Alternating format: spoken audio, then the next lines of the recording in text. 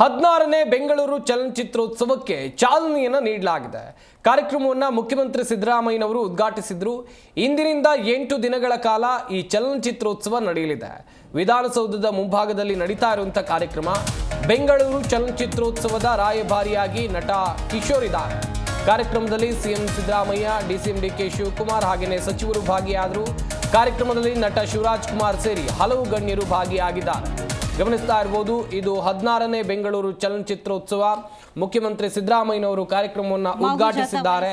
ಇವತ್ತಿನಿಂದ 8 ದಿನಗಳವರೆಗೆ ಈ ಸಂಭ್ರಮ ಇರಲಿದೆ, ಕಾರ್ಯಕ್ರಮ ನಡೆಯಲಿದೆ. ಬೆಂಗಳೂರು ಚಲನಚಿತ್ರೋತ್ಸವದ ರಾಯಭಾರಿಯಾಗಿ ಈ ಬಾರಿ ನಟ ಕಿಶೋರ್ ಅವರಿದ್ದಾರೆ. ಕಾರ್ಯಕ್ರಮದಲ್ಲಿ ಮುಖ್ಯಮಂತ್ರಿ ಸಿದ್ದರಾಮಯ್ಯನವರು, ಡಿಸಿಎಂ ಡಿಕೆ ಶಿವಕುಮಾರ್ ಅವರು ಹಾಗೆಯೇ ಸಾಕಷ್ಟು ಸಚಿವರು ಕೂಡ ಭಾಗಿಯಾಗಿದ್ದಾರೆ. ಇತ್ತೀಚಿನ ದಿನಗಳಲ್ಲಿ ಸಿನಿಮಾಗಳು ಅರ್ಥವನ್ನು ಕಳೆದುಕೊಳ್ತಾ ಇವೆ. ಸಿನಿಮಾದಲ್ಲಿ ರಾಜಕೀಯ ಪಕ್ಷಗಳು ಹಿಡಿತವನ್ನು ಸಾಧಿಸ್ತಿವೆ. ಚಲನಚಿತ್ರೋತ್ಸವ ರಾಯಭಾರಿ ನಟ ಕಿಶೋರ್ ಅವರು ಕೊಟ್ಟಿರುವಂತಹ ಹೇಳಿಕೆ ಇದು. ಮಕ್ಕಳಿಗೆ ಸಿನಿಮಾವನ್ನ ವಿಶ್ಲೇಷಣೆ ಮಾಡುವುದನ್ನು ಕಲಿಸಬೇಕು. ಪ್ರಾಥಮಿಕ ಶಾಲೆಯಿಂದಲೇ ಸಿನಿಮಾದ ಬಗ್ಗೆ ಪಠ್ಯ ಬರಲಿ. ಸಿನಿಮಾ ಮೂಲಕ ಸಮಾಜವನ್ನ ಒಗ್ಗೂಡಿಸುವ ಕೆಲಸ ಆಗಬೇಕಿದೆ ಎನ್ನುವುದಾಗಿ ಹೇಳಿಕೆಯನ್ನು ಕೊಟ್ಟಿದ್ದಾರೆ ಕಿಶೋರ್ ಅವರು. ಗಮನಿಸ್ತಾ ಹೋಗುವುದಾದರೆ ಗಣ್ಯಾತಿ ಗಣ್ಯರು ಈ ಕಾರ್ಯಕ್ರಮದಲ್ಲಿ ಭಾಗಿಯಾಗಿದ್ದಾರೆ. ನಟ ಕಿಶೋರ್ ಸೇರಿದಂತೆ ನಟ ಕಿಶೋರ್ ಈ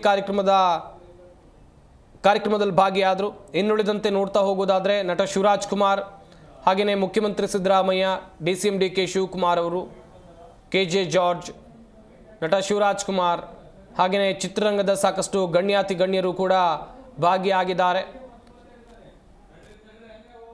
ಮಾಜಿ ಸಚಿವೆ ಉಮಾಶ್ರೀ ಹಾಗೆಯೇ ಚಲನಚಿತ್ರ ನಟಿ ಕೂಡ ಹೌದು, ಹಿರಿಯ ನಟರು. ಇನ್ನೊಂದು ಕಡೆಯಲ್ಲಿ ರಿಜ್ವಾನ್ ಅರ್ಷದ್ ಅವರು ಕೂಡ ಈ ಕಾರ್ಯಕ್ರಮದಲ್ಲಿ ಭಾಗಿಯಾಗಿದ್ದಾರೆ. ಗಮನಿಸ್ತಾ ಇರಬಹುದು, ಬೆಂಗಳೂರಿನ ಚಲನಚಿತ್ರೋತ್ಸವ 16ನೇ ಚಲನಚಿತ್ರೋತ್ಸವ ಇದು ಯಶಸ್ವಿಯಾಗಿ ನಡ್ಕೊಂಡು ಬರ್ತಾ ಇದೆ. ಈ ವರ್ಷವೂ ಕೂಡ ಅತ್ಯಂತ ಅದ್ಧೂರಿಯಾಗಿ ಆಚರಿಸಲಾಗಿದೆ. ಇನ್ನು ವಿಧಾನ ಪರಿಷತ್ನ ಸ್ಪೀಕರ್ ಆಗಿರುವಂಥ ಬಸವರಾಜ್ ಹೊರಟ್ಟಿಯವರು ಕೂಡ ಭಾಗಿಯಾಗಿದ್ದಾರೆ. ಕೆಜೆ ಜಾರ್ಜ್ ಅವರಿದ್ದಾರೆ. ನೋಡ್ತಾ ಇರ್ಬೋದು ನೀವು ಕೂಡ ದೃಶ್ಯಾವಳಿಗಳಲ್ಲಿ. ಇತ್ತೀಚಿನ ದಿನಗಳಲ್ಲಿ ಸಿನಿಮಾಗಳು ಅರ್ಥವನ್ನು ಕಳೆದುಕೊಳ್ತಾ ಇವೆ. ಸಿನಿಮಾದಲ್ಲಿ ರಾಜಕೀಯ ಪಕ್ಷಗಳು ಹಿಡಿತವನ್ನು ಸಾಧಿಸ್ತಾ ಇವೆ. ಚಲನಚಿತ್ರೋತ್ಸವ ರಾಯಭಾರಿ ನಟ ಕಿಶೋರ್ ಅವರು ಕೊಟ್ಟಿರುವಂಥ ಹೇಳಿಕೆ ಇದು. ಮಕ್ಕಳಿಗೆ ಸಿನಿಮಾವನ್ನ ವಿಶ್ಲೇಷಣೆ ಮಾಡುವುದನ್ನ ಕಲಿಸಬೇಕು. ಇನ್ನುಳಿದಂತೆ ಮುಖ್ಯಮಂತ್ರಿ ಸಿದ್ದರಾಮಯ್ಯನವರು ಕೂಡ ಈ ಕಾರ್ಯಕ್ರಮದ ಕುರಿತಂತೆ ಮಾತನಾಡಿದರು. ಹಾಗೆಯೇ ಇದೇ ಕಾರ್ಯಕ್ರಮದಲ್ಲಿ ಡಿಸಿಎಂ ಡಿಕೆ ಶಿವಕುಮಾರ್ ಅವರು ಏನು ಮಾತನಾಡಿದ್ರು ಬನ್ನಿ ನೋಡೋಣ.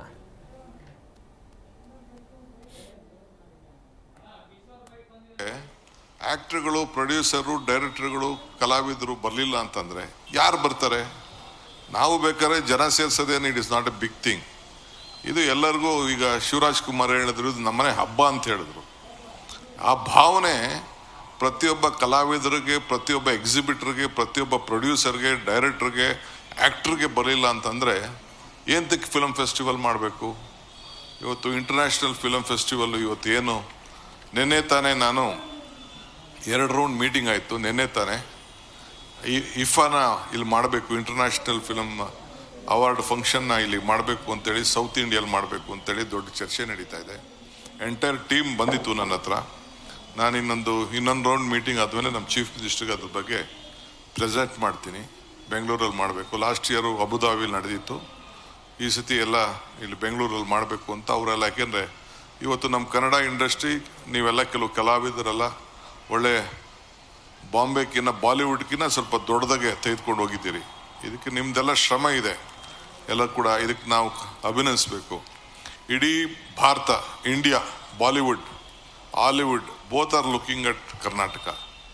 ಇದು ನಿಮ್ಮೆಲ್ಲರ ಶ್ರಮದಿಂದ, ನಿಮ್ಮ ಕಷ್ಟದಿಂದ. ನಿಮ್ಗೆ ಯಾರು ಫೈನಾನ್ಸ್ ಕೊಡೋದಿಲ್ಲ ಅನ್ನೋದು ಗೊತ್ತಿದೆ ನನಗೆ. ನಿಮ್ಮ ಫೈನಾನ್ಸು ಚಕ್ರ ಬಡ್ಡಿ 3%, 36%, ಎಲ್ಲ ಬೇಕಾದಷ್ಟು ಕಷ್ಟ ಇದೆ ಅನ್ನೋದು ಕೂಡ ನನಗೆ ಅರಿವಿದೆ. ಏನು ನಮಗೇನು ಗೊತ್ತಿಲ್ಲ ಅಂತ ತಿಳ್ಕೊಳಕ್ಕೆ ಹೋಗ್ಬೇಡಿ. ಆದರೂ ಕೂಡ ಗೌರ್ಮೆಂಟು, ಇದು ನಾವಲ್ಲ, ಗೌರ್ಮೆಂಟ್ ಆಚಾರ ವಿಚಾರನ ಪ್ರಚಾರ ಮಾಡೋದು ಕೂಡ ನಿಮ್ಮ ಧರ್ಮ. ನಿಮ್ಮ ಕಲೆ ಮುಖಾಂತರ, ನಿಮ್ಮ ಸಿನಿಮಾದ ಮುಖಾಂತರ, ನಿಮ್ಮ ಥಿಯೇಟ್ರ್ಗಳ ಮುಖಾಂತರ ಸಮಾಜ. ಈಗ ನಾವು 5 ಗ್ಯಾರಂಟಿ ತಂದೋ. ಏನಕ್ಕೆ ತಂದೋ 5 ಗ್ಯಾರಂಟಿ? ನಮ್ಮನೆ ಊಟಕ್ಕೆ ತಂದ್ವಾ? ಇಲ್ಲ ಒಂದು ಪಾರ್ಟಿಯವ್ರಿಗೋಸ್ಕರ ತಂದ್ವಾ? 56,000 ಕೋಟಿ ಕೊಟ್ಟಿದ್ದೀವಿ. 56,000 ಕೋಟಿ ಬಸ್ಸಲ್ಲಿ ಓಡಾಡೋಕ್ಕಿರ್ಬೋದು, ಕರೆಂಟ್ಗಿರ್ಬೋದು, ಪ್ರತಿಯೊಂದು ಕುಟುಂಬ ಇದಕ್ಕೆ ಶಕ್ತಿ ಸಿಗಲಿ ಅಂತೇಳಿ ಯಾವುದೇ ಒಂದು ಮನೇಲಿ ಒಂದು ಟಿ ವಿ ಹಾಕ್ದವರು, ಈಗ ಟಿ ವಿಯವರು ಅಧ್ಯಕ್ಷರು, ಈ ಟಿ ವಿಯವರು ಮುಖ್ಯಸ್ಥರು ಬಂದಿದ್ದಾರೆ, ಒಂದು 3-4 ಟಿ ವಿಯವರು ಇಲ್ಲಿ ನೋಡ್ತಾ ಇದ್ದೀನಿ ನಾನು. ಅವ್ರಿಗೂ ಒಂದು ದೊಡ್ಡ ಇಲ್ಲಿ TRPಗೆ ಭಾಳ ನಿಮ್ಮ ಸಿನಿಮಾಗಳು ಭಾಳ ಮುಖ್ಯ, ಕಲೆ ಭಾಳ ಮುಖ್ಯ. ಒಂದು ಗಂಟೆಯಲ್ಲಿ ಅಟ್ಲೀಸ್ಟ್ 2 ಗಂಟೆ ಆದರೂ ಕೂಡ ಜನ ಟಿ ವಿ ಮುಂದೆ ಕೂತಿರ್ತಾರೆ. ನೀವೇನು ಪ್ರದರ್ಶನ ಮಾಡ್ತೀರಿ, ನೀವೇನು ತಯಾರು ಮಾಡ್ತೀರಿ, ಥಿಯೇಟ್ರಲ್ಲಿ ನೋಡೋಕ್ಕಾಗಲಿಲ್ಲ, ಟಿ ವಿಲಾರು ನೋಡ್ತಾ ಇದ್ದಾರೆ. ಈಗ ಲಾಸ್ಟ್ 7-8 ಮಂತ್ಸಿಂದ ಎಲ್ಲ ಥಿಯೇಟ್ರ್ಗಳಲ್ಲಿ ಈಗ PVR ಅವರು ಬಾಡಿಗೆನೇ ಕೊಟ್ಟಿಲ್ಲ, ಬಾಡಿಗೆಗೆ ಲಾಸ್ ಆಗ್ತಾಯಿದೆ, ಒಳ್ಳೆ ಸಿನಿಮಾಗಳು ಬರ್ತಾಯಿಲ್ಲ ಅಂತೇಳಿ. ಸೊ ಅದಕ್ಕೆ ಮುಖ್ಯಮಂತ್ರಿಗಳು ಮೈಸೂರಿನಲ್ಲಿ ಒಂದು ದೊಡ್ಡ, ಈಗೇನು 1 ಗಂಟೆ 1-1/4 ಗಂಟೆಗೆ ಮೈಸೂರಿಗೆ ಹೋಗ್ಬೋದು, ಒಳ್ಳೆ ಜಾಗವನ್ನು ಕೂಡ ಮಾಡಿ ಒಂದೊಳ್ಳೆ ಸಿಟಿ ಮಾಡಬೇಕು ಅಂತೇಳಿ ಅಲ್ಲಿ ಈಗಾಗಲೇ ಅವರ ಸಂಕಲ್ಪ ಇದೆ.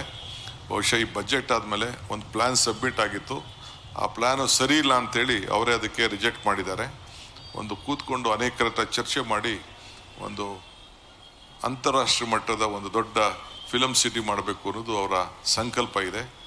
ಅದು ಕೂಡ ಮಾಡಲಿಕ್ಕೆ ಇವತ್ತು ಎಲ್ಲ ಹೊರಟಿದ್ದಾರೆ. ತಮ್ಗೆ ನಾವು ಕೇಳೋದಿಷ್ಟೇ, ಹಿಂದೆ ಕೂಡ ಭಾಳ ದೊಡ್ಡ ಕಲಾವಿದರೆಲ್ಲ ನಮ್ಮ ರಾಜ್ಯದಲ್ಲಿ ಬೆಳೆದು ಹೋಗಿದ್ದಾರೆ. ಮುಂದಕ್ಕೂ ಕೂಡ ಯಂಗ್ಸ್ಟರ್ಸ್ಗೆಲ್ಲ ಬೇಕಾದಷ್ಟು ಅವಕಾಶ ಇದೆ, ಸ್ಕೋಪು, ಲ್ಯಾಂಗ್ವೇಜು ಎಲ್ಲ ಇದ್ದ. ಹಿಂದೆ ರಾಮನಗರದಲ್ಲಿ ಶೋಲೆ ನಡೆಸಿದಾಗ ಯಾರ್ದು ಸಾಧ್ಯನಾ ಇಂಥದ್ದೆಲ್ಲ ಅಂತ ಕೂಡ ಹಿಂದೆ 40-50 ವರ್ಷದಿಂದ ಮಾತಾಡ್ತಿದ್ರು. ಹಿಂಗೆಲ್ಲ ಇವತ್ತು ಕೂಡ ನಮ್ಮ ಕರ್ನಾಟಕ ರಾಜ್ಯದಲ್ಲಿರೋಂಥ ಸಿರಿ ಸಂಪತ್ತೇನಿದೆ, ಇಲ್ಲಿರೋಂಥ ಮಲೆನಾಡು ಪ್ರದೇಶ ಏನಿದೆ, ಚಿಕ್ಕಮಗಳೂರು ಇರ್ಬೋದು, ಕೂರ್ಗ್ ಇರ್ಬೋದು, ನಮ್ಮ ಸೀಶೋರ್ ಇರ್ಬೋದು, ಏನು ಕೋಸ್ಟಲ್ ಬೆಲ್ಟ್ ಇರ್ಬೋದು, ಇಲ್ಲ ಉತ್ತರ ಕರ್ನಾಟಕದಲ್ಲಿರೋಂಥ ಗೋಲ್ಗುಂಬಸ್ ಇರ್ಬೋದು, ಬೇರೆ ಬೇರೆ ವಿಜಯನಗರದ ಎಂಪೈರ್ ಇರೋಂಥ ಸ್ಥಾನಗಳು. ಕವಿಯ ಕಲೆಯ ಆಶಯ.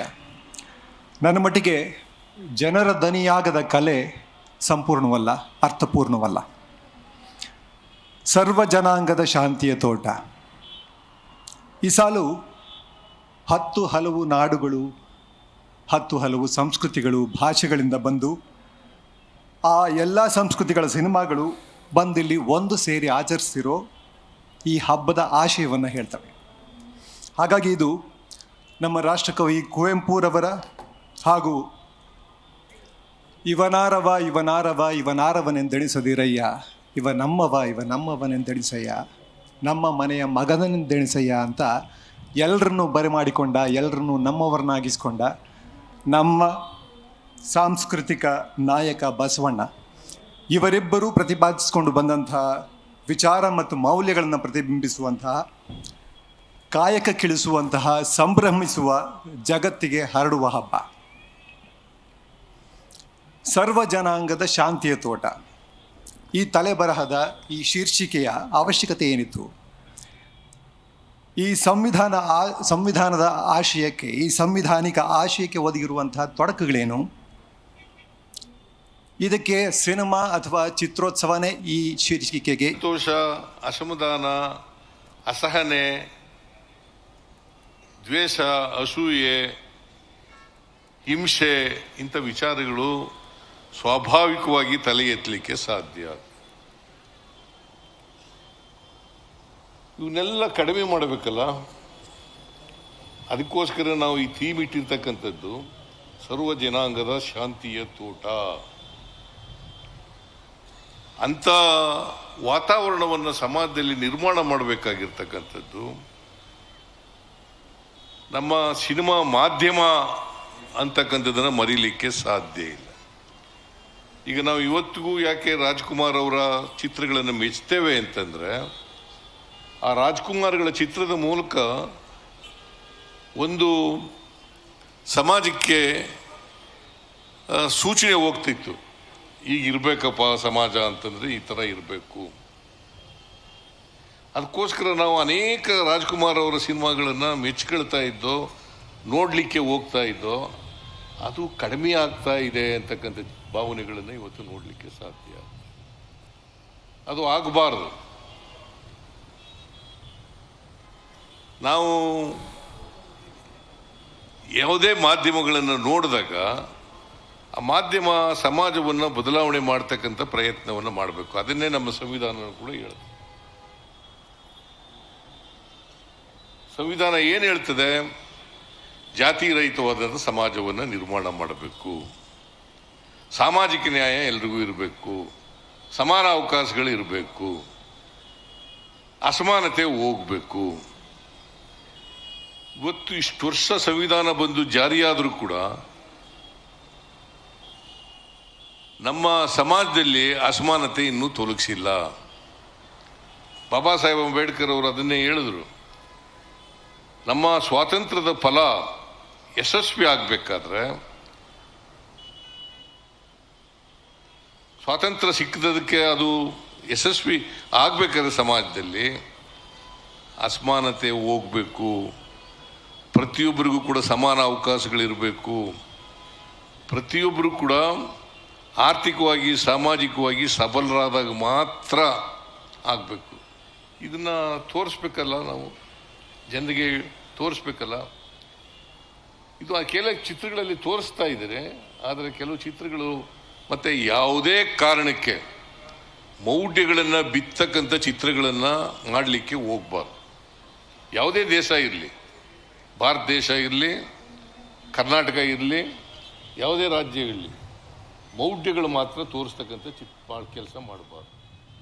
ಯಾಕಂದರೆ ನಮ್ಮ ಕಿಶೋರ್ ಕುಮಾರ್ ಅವರು ಹೇಳಿದ್ರು, ಬಸವಣ್ಣವ್ರ ವಿಚಾರಗಳನ್ನು ಹೇಳಿದ್ರು. ಬಸವಣ್ಣವರು ಕರ್ಮ ಸಿದ್ಧಾಂತವನ್ನು ತಿರಸ್ಕಾರ ಮಾಡಿದ್ರು. ನಮ್ಮಲ್ಲಿ ಬಹಳ ವಿದ್ಯಾವಂತರು ಕೂಡ ಕರ್ಮ ಸಿದ್ಧಾಂತನ ನಂಬ್ತಾರೆ. ಇವತ್ತು ಕರ್ಮ ಸಿದ್ಧಾಂತವನ್ನು ಸಂಪೂರ್ಣವಾಗಿ ತೊಡೆದಾಕ್ತಕ್ಕಂಥ ಕೆಲಸ ಆಗಬೇಕಲ್ಲ.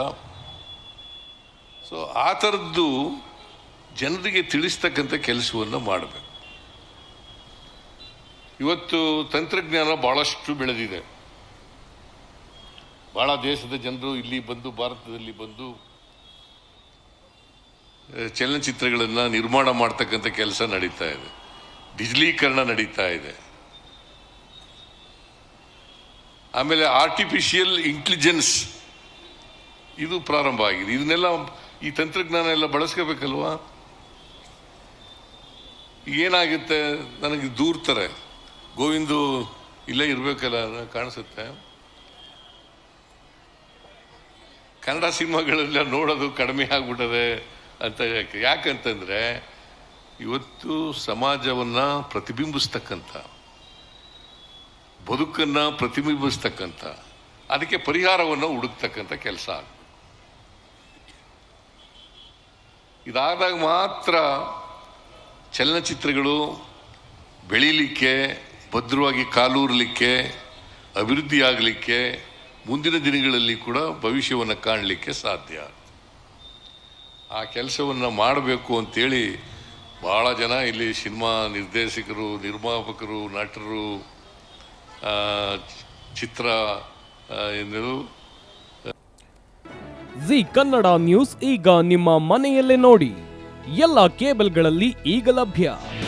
ನಿಮ್ಮ ನೆಚ್ಚಿನ ಜಿ ಕನ್ನಡ ನ್ಯೂಸ್ ಈಗ ಸನ್ ಡೈರೆಕ್ಟ್ ನಲ್ಲಿ number 292, Tata play number 1664, Jio TV number 1334, NXT digital number 30, in cable number 30, city networks 51, U digital number 162, GTPL number 17, Rockline telecommunications number 42, Shri Basaveshwara cable number 168, rural cable network 60, Vinayaka digital 57, Abhishek cable 821, city channel 53, Siddeshwara cable network 57, ವಿ4 digital infotech 628, Surya digital networks 53, Gajanan digital number 836, Malnad infotech private limited number 56, Metrocast number 830, victory digital number 167ರಲ್ಲಿ ನೋಡಿ ಆನಂದಿಸಿ.